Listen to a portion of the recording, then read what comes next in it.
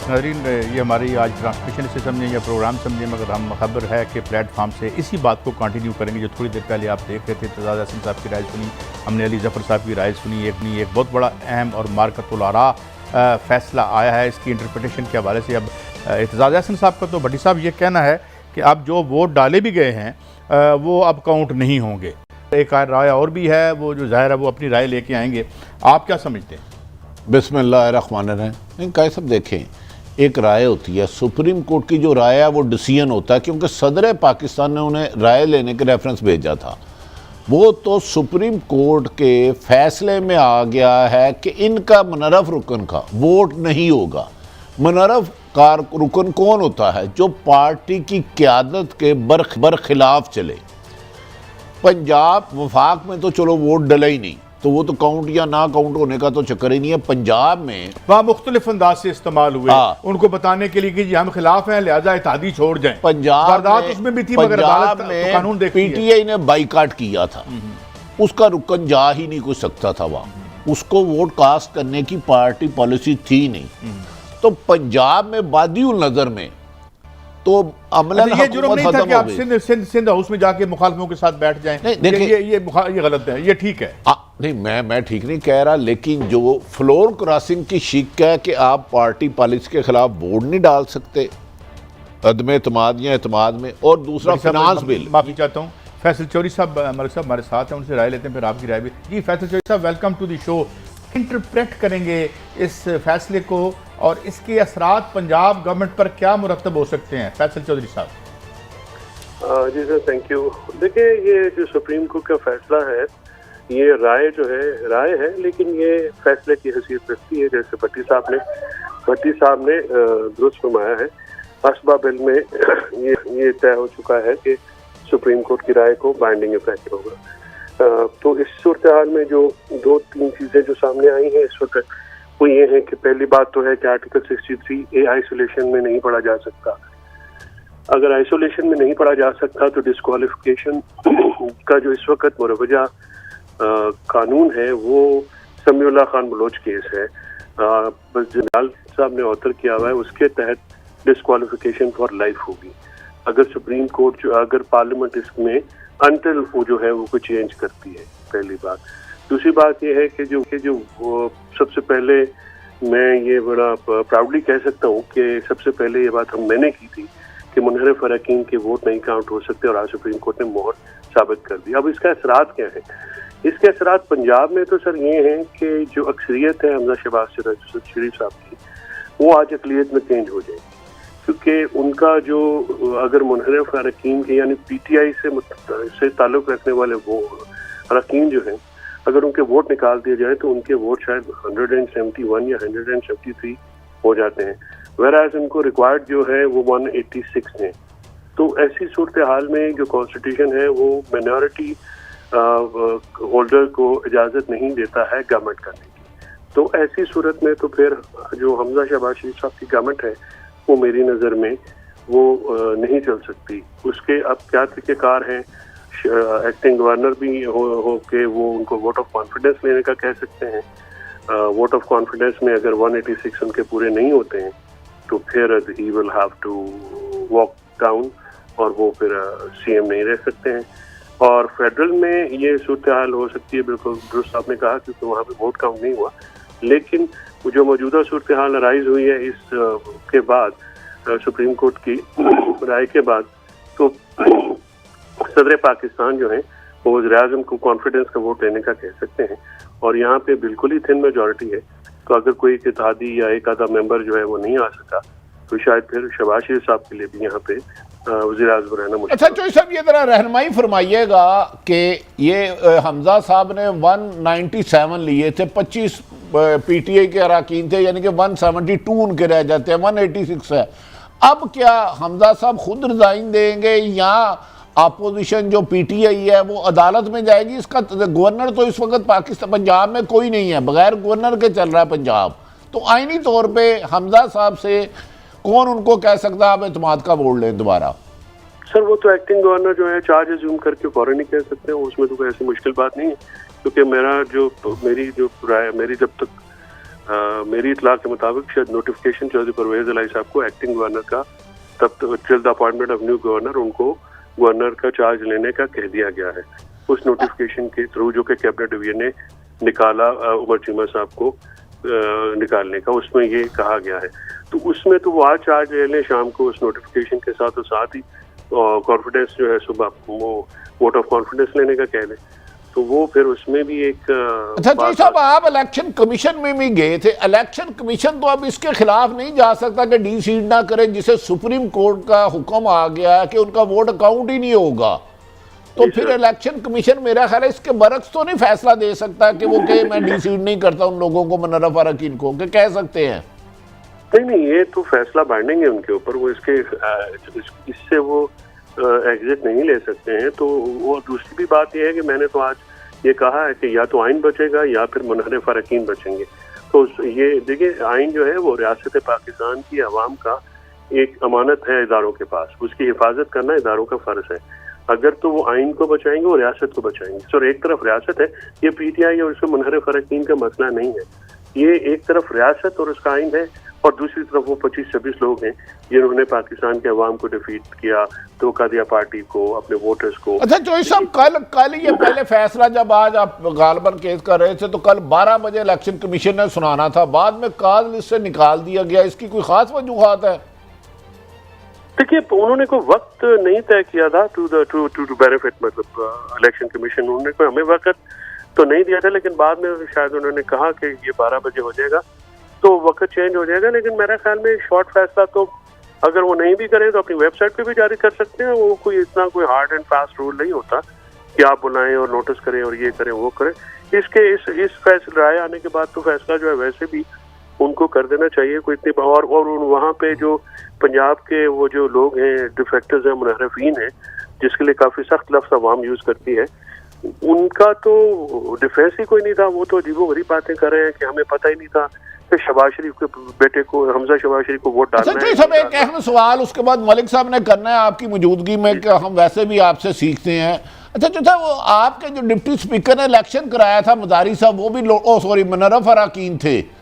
تو الیکشن تو پھر حمزہ شہباز کا بالکل ہی کویسچن مارک ہو گیا بڑا, کہ اگر منرف اراکین ووٹ نہیں ڈال سکتے تو پھر وہ ایک دوسری جماعت کا بندے نے الیکشن کرایا ڈپٹی اسپیکر کا. آفس کیسے ہولڈ کر سکتے ہیں اگر کیا وہ اس فیصلے کی زد میں آتے ہیں؟ شاید بھٹی صاحب یہ ہاں, یہ بالکل میں پوچھنا چاہ رہا ہوں.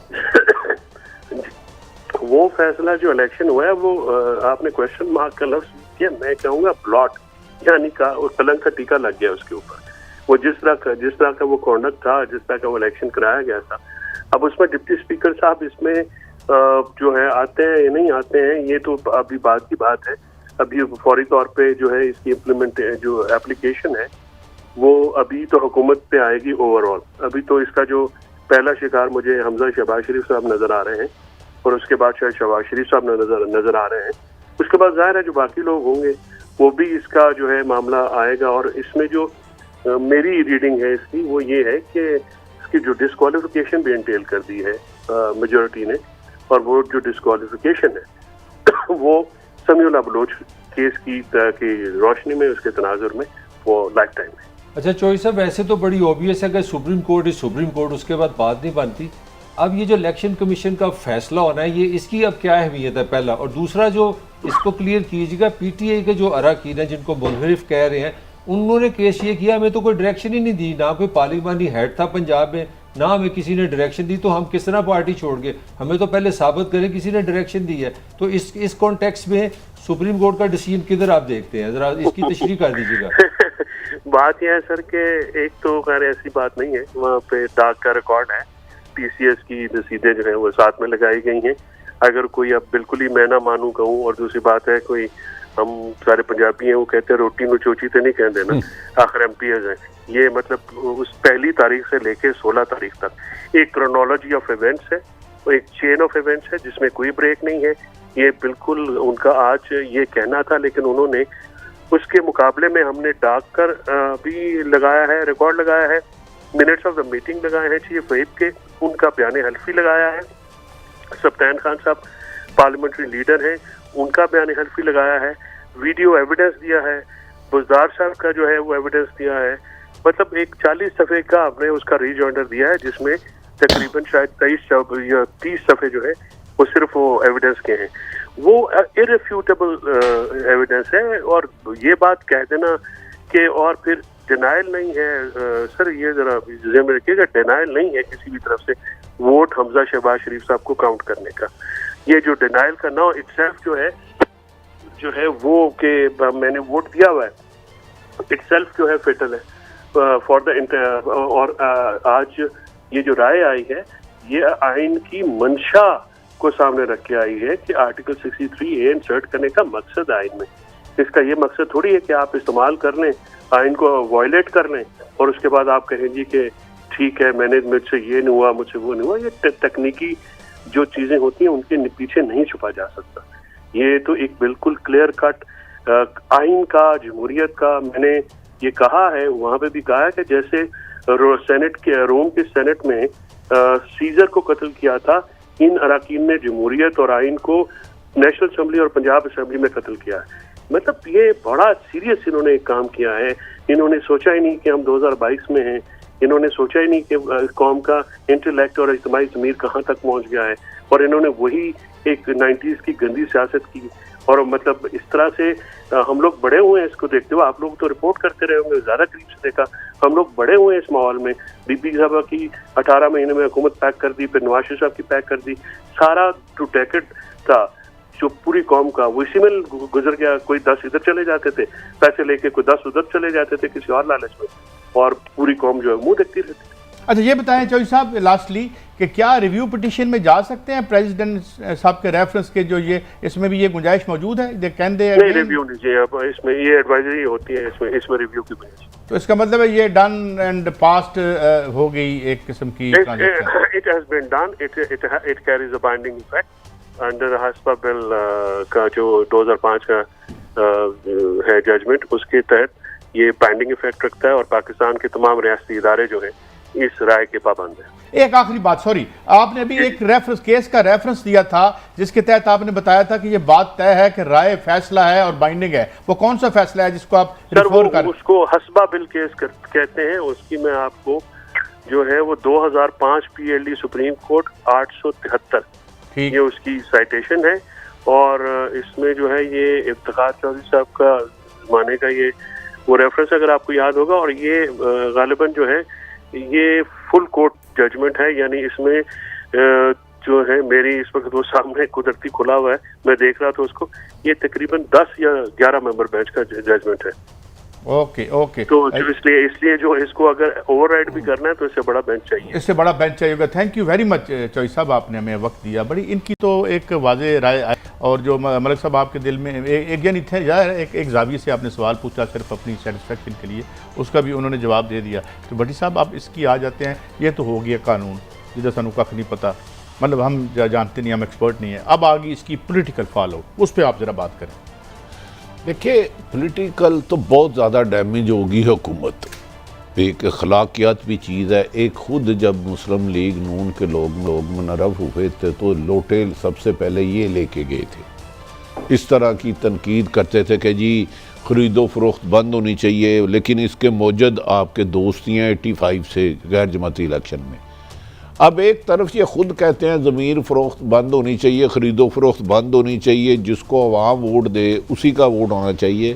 تو اب آنریبل سپریم کورٹ نے کہہ دیا ہے کہ یہ ووٹ اکاؤنٹ ہی نہیں ہو سکتا کہ ڈل بھی گیا ہے. تو اب اس میں ابہام تو نہیں رہا. اب جیسے گورنر نہیں ہے اور چودھری صاحب کو پاس غالباً گئے تھے تو انہوں نے اوتھ نہیں لیا.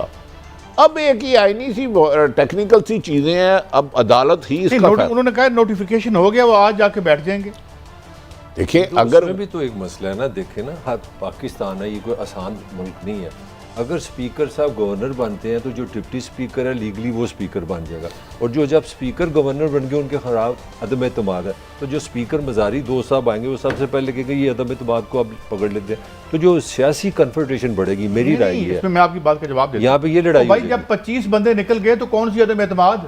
نہیں ہاں ایک سوری آپ کی بات کر رہا ہوں. سپیکر کے الیکشن پہ آپ کا ثابت ہونا ضروری نہیں کہ آپ کون ہے، وہ ہڈن ہے. یہ وزیر اعلیٰ ہے، اگر وزیر اعلیٰ کے لیے میں ایم پی ووٹ ڈالتا ہوں مجھے بتانا پڑے گا، میں کہتا ہوں اس کے لیے مجھے بتانا نہیں گورنر پڑے گا۔ صاحب نکل نہیں، گئے، مان لیا، نہیں میں حمزہ صاحب کیسے رہیں گے؟ یہ سارا کنفیوژن ہے، میں یہ کہہ رہا ہوں کنفیوژن کیسے ہے کہ اگر گورنر پرویز رائی صاحب لے لیتے ہیں آئینی طور پر انہیں کہہ سکتے ہیں جی آپ اوتھ لے، ٹھیک ہے، سوری اعتماد کا ووٹ لے، ٹھیک ہے، تو وہ یقینی بات ہے جو مرضی کر لے پیپلز پارٹی اور نون لیگ ملا کے 186 نہیں ہوتے، منرف اراکین کو لینا ہی پڑتا ہے، اس کے بعد کیا آپشن ہے؟ میں یہ کہہ رہا ہوں کہ جب وہ کہیں گے، کس کو کہیں گے؟ وہ کہیں گے اسپیکر کو کہیں گے، کیونکہ وہ خود اسپیکر نہیں رہیں گے، تو جو ڈپٹی اسپیکر جب اسپیکر بنے گا وہ غیر قانونی کام کرے گا؟ میں اسپیکر کا نمائندہ نہیں، میں اپنی بات کر رہا ہوں، مجھے بات کرنے دینا۔ جب آپ اسپیکر وہاں پہ دوست بازاری بیٹھے گا تو وہ یہ بھی کر سکتا ہے کہ جو میرے سے پہلے اسپیکر تھے ان کے خلاف ایک عدم اعتماد ہے، پہلے اس پہ ووٹ کر but now he is a governor, میرا خیال ہے اسپیکر تو یار سیٹ میں ہی نہیں رہا۔ ملک صاحب میں ذرا لوگوں کی آسانی کے لیے بتا دوں، فی الحال ڈپٹی اسپیکر کو چھوڑ دیں، گورنر پنجاب جو بھی ہوں گے انہوں نے سی ایم پنجاب کو ڈائریکشن دینی ہے کہ آپ اعتماد کا ووٹ لیں، اس سے پہلے وہ دوسری نہیں لا سکتے۔ ہاں وہ اعتماد کا ووٹ لے آتے ہیں، اگر پہلے تو وہ ثابت کرے نا وہ سی ایم ہے۔ فی الحال بادی النظر میں جو سپریم کورٹ کا ڈیسیژن آیا وہ وزیر اعلیٰ نہیں رہتا کہ وہ 25 ووٹ مائنس کرنے ہوں گے، وہ تو 100% ہاں اگر وہ ووٹ لے لیتے ہیں پھر وہ ڈپٹی اسپیکر یا اسپیکر کو چیلنج کر سکتے ہیں۔ فی الحال بادی النظر میں 25 جو انہوں نے خود اعتراف کیا ہے کہ پی ٹی آئی لوگوں نے ووٹ دیا ہے 197 ہوئے ہیں، انہیں 197 ہاں تو 186 چاہیے، بٹی صاحب اگر تو 25 مائنس کرنے تو دنیا کی کوئی طاقت سی ایم تو بس فیصلہ آج وہ تو دنیا کی کوئی آپ کو سیٹسفائی کرتا ہوں کہ چیمہ صاحب کو سیک کرنے کے بعد پرائم منسٹر آف پاکستان نے کہا کہ جناب اسپیکر صاحب جا کے آپ سنبھالیں، یہ آرڈر آپ کی فیڈرل گورنمنٹ کا تھا کہ جناب اسپیکر جو ہیں وہ چودھری پرویز الہی ہوں گے، اب وہ واپس جا کے کہ نہیں ایس سیٹ تک واپس ہو، اسی تھوڑے خلاف نو کانفیڈنس کرنی ہے۔ نہیں آپ بات نہیں سمجھ رہے۔ اچھا اسپیکر صاحب نے ریفیوز کر دیا کہ میں گورنر نہیں بنتا، وہ بات ہے یار، نوٹیفیکیشن قاضی صاحب وہ ان کے گورنر بننے سے پہلے کی تاریخ اس سے پیش ہوئی ہے، میں اس کی بات۔ اچھا ملک صاحب کیا آئینی بحران پیدا نہیں ہو گیا؟ میں کہتا ہوں آئینی بھی ہو گیا، پولیٹیکل بھی ہو گیا۔ میرا آرگومنٹ تو شاید آپ اس طرف چلے گئے، میرا آرگومنٹ یہ تھا کہ اس میں سیاسی جو پی ٹی آئی کی اور پی ایم ایل ایل کی محاذرہ بڑھ گئی ہے، میں یہ کہنا چاہ رہا ہوں۔ اس میں یار ایک سیاسی جماعتوں کا اختلاف ہے، جب سپریم کورٹ کے جج صاحبان ایک حکم دے دیتے ہیں اس پہ امپلیمنٹ ہونا ضروری ہے۔ یہ کہتے ہیں آئینی بحران ہو گیا۔ جب آپ دوسری پارٹی کے 25 بندے توڑیں گے، واردات کریں گے تو آئینی بحران تو ہوگا نا، یو آر میکنگ۔ تو آپ کا کیا خیال ہے جنہوں نے یہ آئینی بحران کریٹ کیا ہے، کیا کرنا چاہیے ان کے بارے میں؟ جنہوں نے خریدا ہے لوگوں کو ان کو یا انہوں نے رہن دیئے، یا قانون میں سے کوئی نقطہ نکال کے لائیں کہ یہ ٹکے رہیں، کیا کریں؟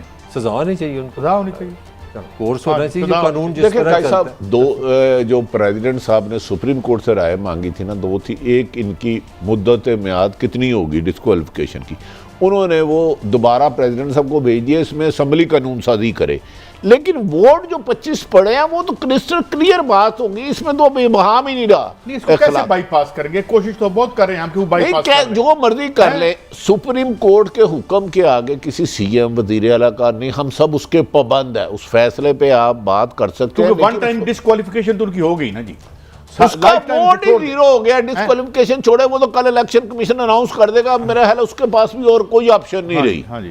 جیسے فیصل چوئی صاحب کہہ رہے تھے ان کے پاس اور آپشن ہی نہیں رہی، کیونکہ جو اس نے ووٹ ڈالا ہے اس کو عدالت نے غیر آئینی قرار دے دیا، وہ کاؤنٹ ہی نہیں ہوگا۔ اور اچھا، اور جو ایک غیر قانونی طریقے سے سی ایم بنے ہیں اکارڈنگ ٹو دس کانسٹیٹیوشن، وہ چودھری پرویز الہی صاحب کو کہیں گے آپ ووٹ آف کانفیڈنس لیں،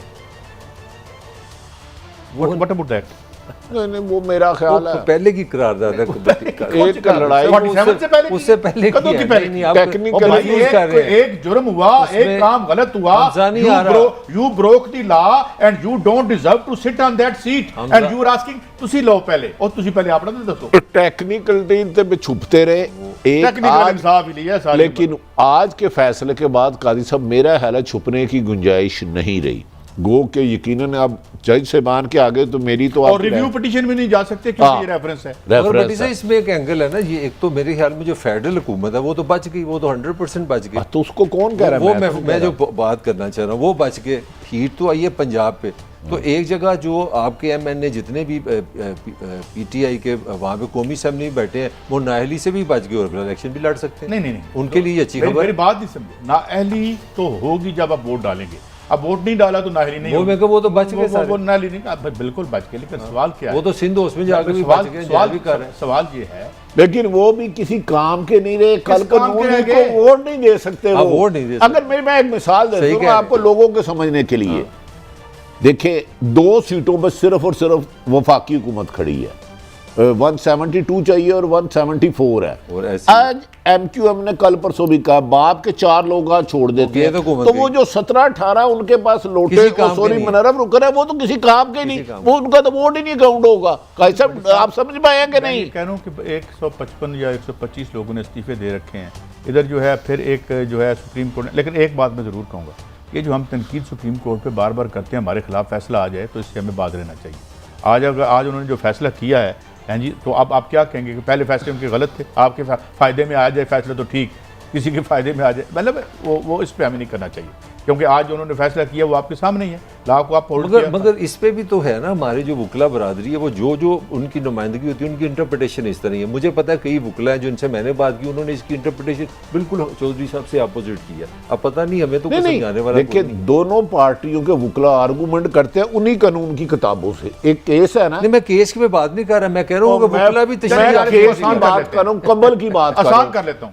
ایک مقدمے میں میں ملزم ہوں, آپ مدعی ہیں, یا مدعی میں ملزم ہوں, دونوں وکلا انہی کے ریفرنس دیں گے. لیکن جب سپریم کورٹ فیصلہ کر دے گی تو بائنڈنگ ہے, سب پہ مان. 2 منٹ سپریم کورٹ تو باہر آ جائیے. میں آپ سے سوال پوچھتا ہوں, 25 لوگ میری ٹکٹ پہ الیکشن لڑ کے میرے خلاف میری دوسری پارٹی سے بھی مل جاتے ہیں, تو آپ کی کیا رائے ہے؟ میرا حال ہے یہ ان لیگل ہے, ان مورل ہے, غیر سیاسی. یہ پنجاب پر کل ہی بحث کرنے ہیں. ہاں جی, آگے چلتے ہیں, پھر چھوڑو ٹیکنیکل رستے نہ ڈھونڈے نا واپس ان کو. قاضی صاحب بحث بہت دیر کی ہو رہی تھی, لیکن آج سپریم کورٹ کے ڈیسیژن کے بعد کسی کو فیصلہ پسند نہ, اس پہ امپلیمنٹ ہونا لازم ہے. فیصلے پہ آپ تنقید کر سکتے ہیں, فیصلے پہ آپ گفتگو کر سکتے ہیں, لیکن اس کو ماننا, میں پابند ہوں اس فیصلے کا, اس پہ میں پی ٹی آئی ہوں. دیکھیں ویسے ہمارے یہاں کتنی بدقسمتی ہے, ہم اپنے کو ڈیموکریسی کہتے ہیں. آپ کو پتہ ہے سندھ کی اپلیکیشن کی ہے, گورنر کی کوئی پتہ نہیں کون ہے گورنر, پنجاب کا کسی کو نہیں پتہ. یہ جو سیاسی ہماری لڑائی ہے یہ ہمیں ٹوٹلی ہر جگہ پریشان کر رہی ہے. آپ دیکھیں کس طرح ابھی تو میں نے عرض کی تھی, سیاسی, آئینی, معاشی تینوں بحرانوں میں پاکستان اس وقت ہے. سیاسی, آئینی اور معاشی, اس وقت کوئی عملاً حکومت نہیں ہے. میرے سوال کا جواب دیں. جب آپ پارلیمنٹ کے جو ممبران خدا نخواستہ بہت باعزت ہیں, انہیں آپ کریانے کی ہٹی کا کوئی آپ کموڈیٹی سمجھ لیں گے, اور پھر گلہ کسے کر رہے ہیں آپ؟ جب آپ لوگوں کی جو لائلٹیز ہیں چینج کروا رہے ہیں لالچ دے کے, آپ کا ڈپٹی کمشنر بھی آپ کا لگے گا, تو پھر why to complain? Who is to blame? Sufferer تو میں سفرر ہوں, but who is to blame? اجازت دیں, مجھے بریک لینی ہے. بات یہ ہے کہ ہم دوسرے بہت کیچڑ اچھالتے ہیں, کبھی اپنے گریبان میں دیکھیں, پتہ نہیں ناک ہی بند کرنی پڑ جائے. معافی چاہتا ہوں, ہم سب کو ٹھیک ہونا چاہیے. ایک بریک کے بعد حاضر ہوتے ہیں. مزید خبریں ہیں, نگران سیٹ اپ پر مشاورت کیا شروع ہو چکی ہے, اور سب سے اہم بات, IMF کل کیا ہمارا حشر کرے گا ان چند ٹکوں کے لیے جو ہمیں ڈیفالٹ سے بچانے والے ہیں مبینہ طور پر. بریک کے بعد.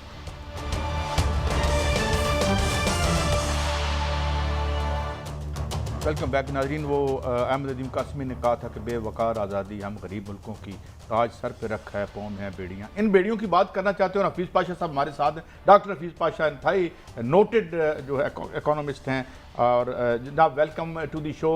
حفیظ پاشا صاحب, ہم نے آپ سے پہلے بھی بات کی تھی اور آپ نے بڑے گریو کنسرنز کا اظہار کیا تھا. کل 18 تاریخ کو ہم IMF کی طرف جا رہے ہیں. سوال میرا یہ ہے کہ ہماری اشرافیہ کے کچھ حصے کہتے ہیں کہ پاکستان کو نیوکلیئر صومالیہ نہیں بننے دیا جائے گا, تو ہمیں بچنے کی کیا قیمت ہوگی اس عوام کے لیے کل اگر ہمیں پروگرام مل جاتا ہے اور ہم اس ڈیفالٹ سے بچ جاتے ہیں؟ پاشا صاحب. بسم اللہ الرحمن الرحیم. یہ آپ کا بڑا اہم سوال ہے. دیکھیے آج روپے کی قدر میں اور کمی آئی ہے, اور اوپن مارکیٹ میں تو یہ تقریباً 200 تک پہنچ چکا ہے. یہ بہت پریشان کن بات ہے, اور اس وقت پوزیشن یہ ہے کہ کل IMF کے ساتھ دوحہ میں بات چیت شروع ہونے والی ہے. ایک بات میں یہ کہوں, تھوڑا سا اس میں ہمیں ایک پازیٹیو اشارہ اس لحاظ سے مل رہا ہے. کہ IMF بات چیت کو جاری رکھ رہا ہے، حالانکہ 15 تاریخ کو حکومت نے تیل کی قیمت نہیں بڑھائی۔ اس سے کچھ انڈیکیشن یہ مل رہا ہے کہ شاید واشنگٹن میں تھوڑی سی تھنکنگ میں تبدیلی آئی ہے پاکستان کے معاملے میں، لہٰذا ہو سکتا ہے کہ بات چیت آگے بڑھے، اور میرا خیال یہ ہے کہ زیادہ زور اس وقت اس بات پہ ہوگا کہ آنے والے شاید ہمارا جی آواز آ رہی ہے سر؟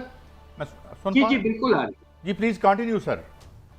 تو ہم یہ دیکھنا چاہ رہے ہیں کہ حکومت اپنے ساتھ کس طرح کا بجٹ اسٹریٹجی پیپر لے کے جا رہی ہے، اس لیے کہ ہمارے لاز کے تحت حکومت کو بجٹ سے پہلے ایک بجٹ اسٹریٹجی پیپر تیار کرنا پڑتا ہے، اور وہ اس وقت IMF سے شاید اس پہ بات ہوگی۔ اب دیکھیے اللہ کے فضل سے کیا ہوتا ہے، حالات خراب ہیں، ہم بس دعا کر رہے ہیں کہ کچھ بہتر ہو۔ اچھا پادری صاحب یہ فرمائیے گا کہ اگر IMF سے کچھ معاملہ طے ہو جاتے ہیں تو فیول کتنا بڑھ سکتا ہے، بجلی کی قیمت میں کتنا اضافہ آپ کے تجربے کے مطابق آ سکتا ہے، اور اس کے عام شہریوں پر کیا افیکٹ ہوگا؟ سب سے اہم بات یہ ہے کہ دیکھیے آج آپ کے تیل کی قیمت $115 فی بیرل تک پہنچ گئی۔ خیال یہ تھا کہ کووڈ کا پھر سے پھیلنے کے بعد چائنا میں رفتار کمی ہونا، اس سے کمی ہوگی شاید، مگر ایسا نہیں ہو رہا ہے، اور یہ بہت پریشان کن ہے۔ دیکھیے اندازہ یہ ہے کہ اگر آپ نے سبسڈی کو ہٹایا اور اس کے نتیجے میں قیمتوں میں اضافہ دو طرح کا ہوگا، ایک تو موٹر اسپرٹ گاڑیوں کی قیمت، پیٹرول پہ تو سیدھا اضافہ ہے، ہائی سپیڈ ڈیزل کا جو اثر ہے وہ کھانے پینے کی چیزوں کی جو ٹرانسپورٹیشن ہے اس سے زیادہ فرق پڑتا ہے۔ لہٰذا ہمارا اندازہ یہ ہے کہ اگر آپ نے پورے طور پر سبسڈی ہٹایا تو اس وقت جو آپ کا شرح یہ افراط زر ہے جو 13% کے لگ بھگ ہے، وہ وقتی طور پر 18% تک جا سکتا ہے۔ تو بہت اضافے کی ہمیں پریشانی تو ضرور ہے، مگر ہو یہ رہا ہے کہ چونکہ ڈیسیشن نہیں لیا جا رہا ہے تو روپے میں گراوٹ چلتی جا رہی ہے، اور اس سے ہی افراط زر میں اضافہ ہونے طرح پیدا ہو چکا ہے۔ تو اب یہ ہے کہ عوام پر برا اثر پڑے گا اس کا، مگر آپ سوچئے کہ بجٹ میں اگر آپ نے یہ نہیں کیا آنے والے بجٹ میں، تو کیا سال بھر میں آپ 1200 ارب کی سبسڈی دے پائیں گے؟ یہ غیر ممکن سی بات ہے۔ اس سے روپے جو اضافہ ہوگا منی سپلائی میں، اس سے ہی افراط زر میں اضافہ ہو جائے گا۔ ایک سوال ملک صاحب آپ کی اجازت سے، ڈاکٹر صاحب کہاں رکے گا ڈالر؟ کوئی ایک بینچ مارک ہے جس کے بارے میں سمجھتے ہیں یہ ڈیل ہو جائے تو خدا رہا یہ رک جائے؟ میں تو ایئرپورٹ پہ ہمارا پیسوں کا مجھے بڑا پریشانی ہوئی وہاں دبئی میں، تو یہ کہیں رکے گا؟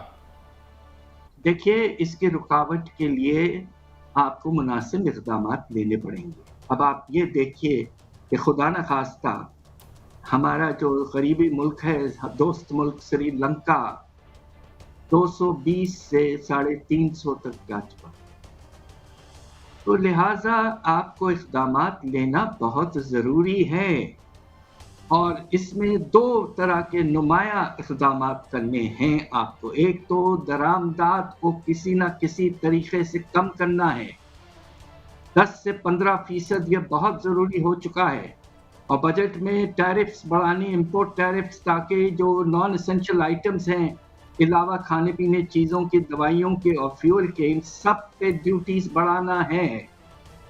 دوسری طرف آپ کو یہ کرنا ہے کہ آپ کا جو ٹیکس کا نظام ہے اس میں بہت ہی نمایاں طور پر تبدیلیاں لانی پڑیں گی۔ آپ کو ٹیکسیشن پروگریسو امیر طبقے پر لگانا پڑے گا، جرت آپ کو لینی پڑے گی۔ اب وقت آ گیا ہے کہ جو امیر طبقے کو جو بے شمار مراد دیے گئے ہیں وہ ختم ہوں گے۔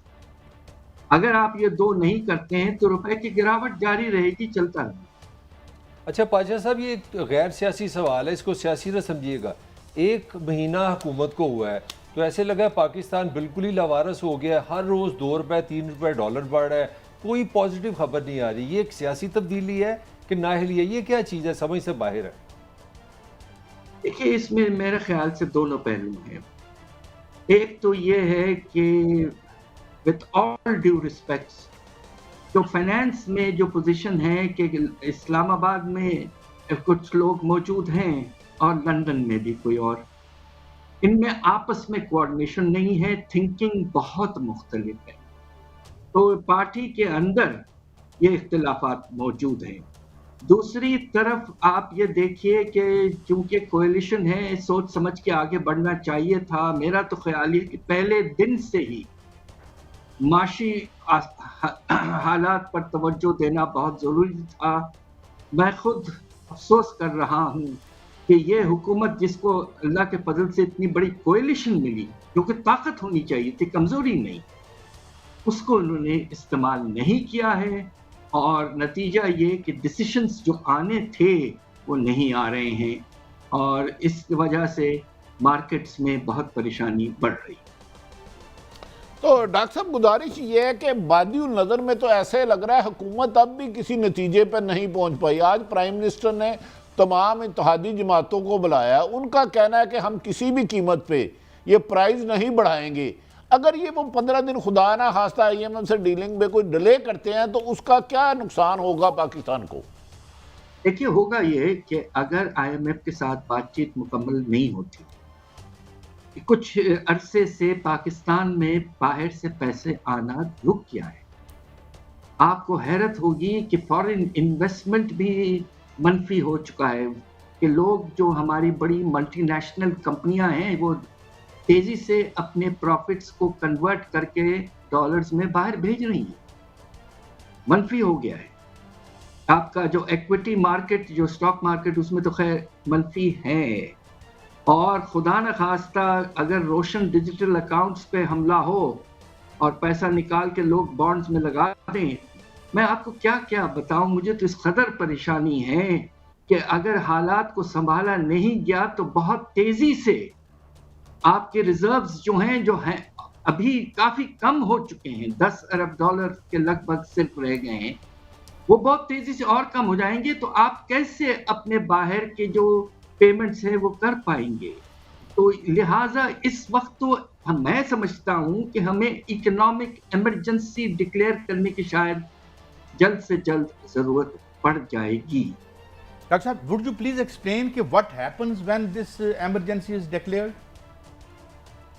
اسی جب ایمرجنسی آپ ڈکلیئر کرتے ہیں تو then you have collectively you can take strong action. آپ کو یاد ہوگا کہ ایک نیشنل ایکشن پلان بنا تھا 2015-16 میں ٹیررزم کے خلاف، ماشاءاللہ بڑی کامیابی.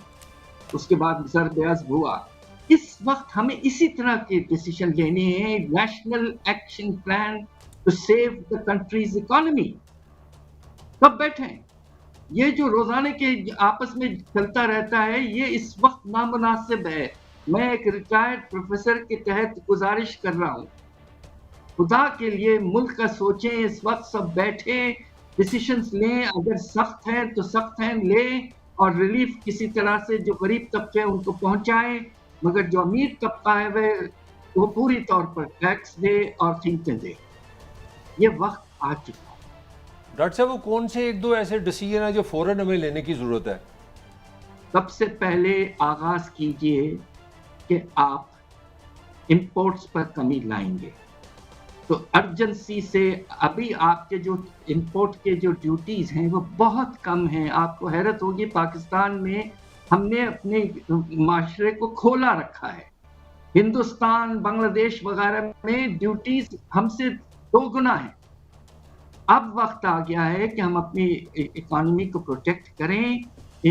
ہمارے جو درآمدات ہیں ان کو واضح طور پر کم کریں، خاص طور پہ نان اسینشل آئٹم. صرف 3 آئٹم پہ آپ ڈیوٹی نہ بڑھائیں، کھانے پینے کے اشیاء، دوائیاں اور فیول. باقی سب پہ آپ کو بڑھانا ہے، ورنہ ایک وقت خدا نہ خواستہ ایسا آئے گا جب آپ کو بین کرنا پڑے گا، کوٹا لگانا پڑے گا. دوسری طرف آپ بجٹ جلد سے جلد لائیں، اس میں ایک پالیسی اس طرح کریں کہ آپ ٹیکسز میں اضافہ کریں، جس طرح میں نے پچھلے پروگرام میں بھی کہا اس میں بہت گنجائش ہے. اور اس کے نتیجے میں آپ آہستہ آہستہ پیٹرول کی قیمتیں بڑھائیں، ایک وقت پہ بنانے کی ضرورت نہیں ہے، اور سبسڈی کو سال بھر میں آہستہ آہستہ ختم کریں، اور جو ریونیوز آپ کو سبسڈی دینے کے لیے چاہیے وہ آپ اپنے نئے ٹیکسیشن میجر سے حاصل کریں، بجٹ لے آئیں جون کے پہلے ہفتے، اور شو کریں ملک کو کہ ہم نے تھنکنگ کی ہوئی ہے کلیکٹیولی، اور ہم ایک اچھا سخت مناسب بجٹ لا رہے ہیں. ہم اس حکومت سے یہی ایکسپیکٹ کرتے ہیں. ڈاکٹر صاحب یہ فرمائیں کہ ابھی یاد ہوگا، ظاہر آپ کو کیا یاد نہیں ہوگا، آپ کے شعبے کے متعلق جو فرسٹ جو رجیم آف ریفارمز تھی آئی ایم ایف کی، اور پھر یہ شوکت عزیز صاحب نے کی تھی، پھر WTO ہم نے سائن کیا، تو کیا ہم انڈیپینڈنٹ ہیں کہ ہم ڈیوٹیز کریں یا بین کر دیں کوئی امپورٹس، یا جس طریقے سے ہم نے کھولا تھا معیشت کو 80s میں جو اس طرح بیڑا غرق ہوا، تو کیا ہم لیگلی ہمارے ہاتھ تو نہیں بندھے ہوئے؟ نہیں بندھے.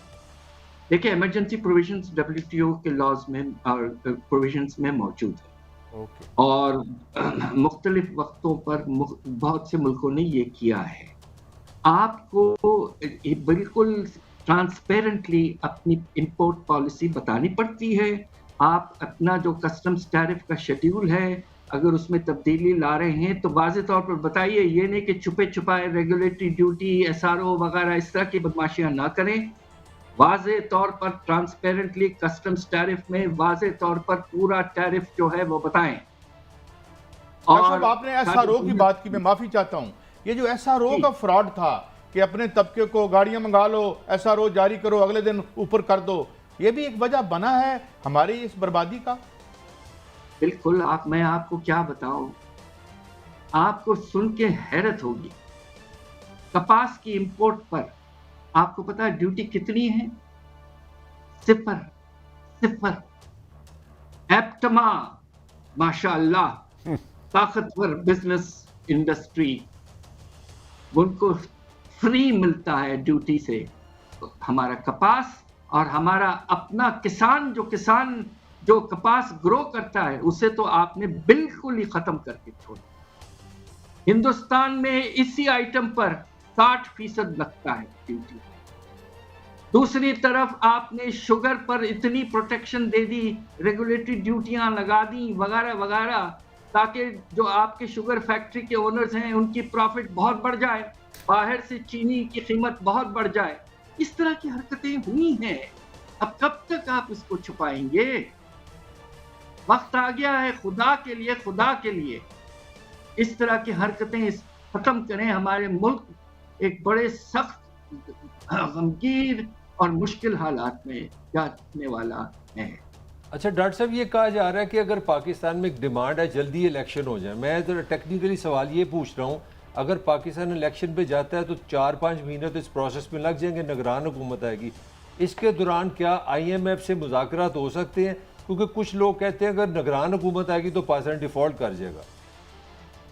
دیکھیں بات یہ ہے کہ میں بھی وزیر تھا اس وقت جب بم پھٹا ہے، اس وقت میں فائنانس کا وزیر تھا، اور ہم پر امریکہ کے سینکشنز لگے ہوئے تھے. اس وقت ہم نے بڑی کوشش کی مگر کامیاب نہیں ہوئے، اور آج میں آپ سے یہ کہنا چاہتا ہوں کہ ہمیں سعودی عربیہ، کویت اور چائنا نے بچایا. دیکھیے اس وقت پوزیشن یہ ہے کہ آپ اگر کیئر ٹیکر گورنمنٹ لاتے ہیں، وہ ان کا عام طور پہ جو پیریڈ ہوتا ہے وہ 3 مہینے کا ہوتا ہے، اور زیادہ سے زیادہ IMF سے وہ ایک سٹینڈ بائی فیسلٹی جسے کہتے ہیں ایک دفعہ کچھ اماؤنٹ لے سکتے ہیں 3 مہینے کے لیے. ہم نے 96 میں لیا تھا، میں نے نیگوشیٹ، مگر ایک مسلسل پراپر پروگرام 2 سال 3 سال کا جسے ہم کہتے ہیں کہ ایکسٹینڈڈ فائنانس فیسلٹی، جو اس وقت ہے 3 سال کے لیے تھا اور وہ اس وقت سپٹمبر میں ختم ہونے والا ہے، اس طرح کی فیسلٹی آپ کے جو کیئر ٹیکر گورنمنٹ ہے وہ نیگوشیٹ نہیں کر سکتے. تو گویا یہ ہے کہ یہ پولیٹیکل گورنمنٹ ہی جو ہے وہ کرے گی. اچھا ڈاکٹر صاحب، لاسٹ ٹائم آپ نے ایک ٹرم استعمال کی تھی کہ ہم نے لاسٹ کویسچن کہ یہ پولیٹیکل اکانومی کی طرف جانا پڑے گا. What do you mean by that سر؟ देखिए बात यह है कि जो मरात और कंसेशंस और बेनिफिट्स जो हमने अमीर तबके को दिए तकरीबन 2000 अरब तक बनते हैं सालाना। मेरी नाचीज गुजारिश ये है खुदा के लिए इनको कम करें और आवाम को इस तरह से आप रिलीफ पहुंचे। अब वक्त डॉक्टर साहब बहुत शुक्रिया डॉक्टर साहब, you have again time and again you enlighten us on many issues. बड़ी साहब बात तो यही है कि ये अल्ले तल्ले बंद करें और ये फ्रॉड बंद देखिए करें। डॉक्टर साहब की गुफ्तगू में ना पाशा साहब की एक मुहिब्बे वतन पाकिस्तानी भी नजर आता था, एक माशी एक्सपर्ट तो हैं, लेकिन काश हमारे हाक में वक्त भी ये महसूस इसी तरह करें। सोचें और इस ग्रेविटी को मलिक साहब और इस सीरियसनेस ऑफ द सिचुएशन को रियलाइज़ करके बड़े डिसीजन करें। मगर ये अपनी सियासत से कब हम निकलेंगे? इंशाल्लाह निकलेंगे बेहतर दिनों की तवक्को के साथ। इजाज़त चाहते हैं, कल फिर मिलेंगे। अल्लाह हाफिज़।